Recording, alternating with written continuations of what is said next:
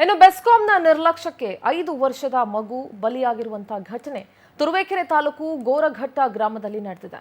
ತುಮಕೂರು ಜಿಲ್ಲೆ ತುರುವೇಕೆರೆ ತಾಲೂಕಿನ ಗೋರಘಟ್ಟ ಗ್ರಾಮ. ಇಲ್ಲಿ ಬೆಸ್ಕಾಂನ ನಿರ್ಲಕ್ಷ್ಯಕ್ಕೆ 5 ವರ್ಷದ ಮಗು ಬಲಿಯಾಗಿರೋದು.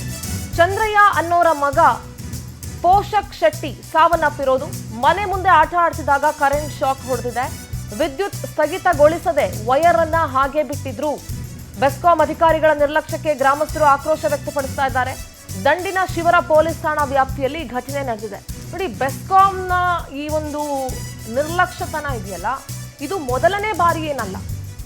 ಅನೇಕ ಸಂದರ್ಭಗಳಲ್ಲಿ ಬೆಸ್ಕಾಂ ಈ ರೀತಿಯಾದಂತಹ ನಿರ್ಲಕ್ಷ್ಯವನ್ನ ವಹಿಸಿದೆ. ಅನೇಕ ಮಂದಿ ಸಾವಿಗೀಡಾಗಿದ್ದಾರೆ ಕೂಡ. ಹೌದು, ಇನ್ನೂ ಕೂಡ ಬೆಸ್ಕಾಂ ಎಚ್ಚೆತ್ಕೊಳ್ತಾ ಇಲ್ಲ.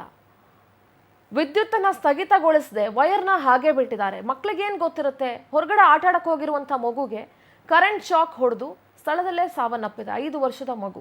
ಹೆತ್ತವರ ಕಷ್ಟ ಯಾರು ಕೇಳ್ತಾರೆ? ಈಗ ಬರ್ತೀರಿ, ಅಷ್ಟೋ ಇಷ್ಟೋ ಒಂದು ಕಾಂಪನ್ಸೇಷನ್ ಅಂತ ಕೊಟ್ಬಿಡ್ತೀರಿ. ಆದ್ರೆ ಮಗು ಜೀವ ವಾಪಸ್ ಬರ್ಲಿಕ್ಕಾಗತ್ತಾ? ಆ ಮಗುವನ್ನ ವಾಪಸ್ ನೀವು ಆ ತಂದೆ ತಾಯಿಗಳಿಗೆ ತಂದು ಕೊಡ್ತೀರಾ? 5 ವರ್ಷದ ಮಗು ಹೇಗೆ ಅನ್ಸ್ಬೋದು ಹೇಳಿ?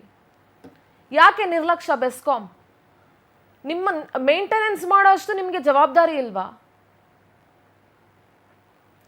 ಚಂದ್ರಯ್ಯ ಅನ್ನೋರ ಮಗ ಪೋಷಕ್ ಶೆಟ್ಟಿ, 5 ವರ್ಷದ ಪೋಷಕ್ ಶೆಟ್ಟಿ ಸಾವನ್ನಪ್ಪಿರೋದು.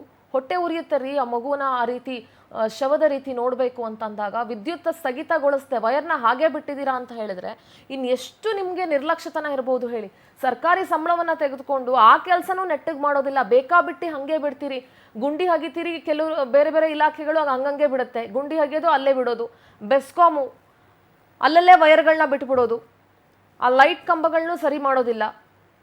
ಎಷ್ಟು ಅಂತ ನಿರ್ಲಕ್ಷ್ಯ ವಹಿಸ್ತೀರಿ? ಜನ ಎಷ್ಟು ಅಂತ ಅನುಭವಿಸ್ಲಿಕ್ಕಾಗತ್ತೆ?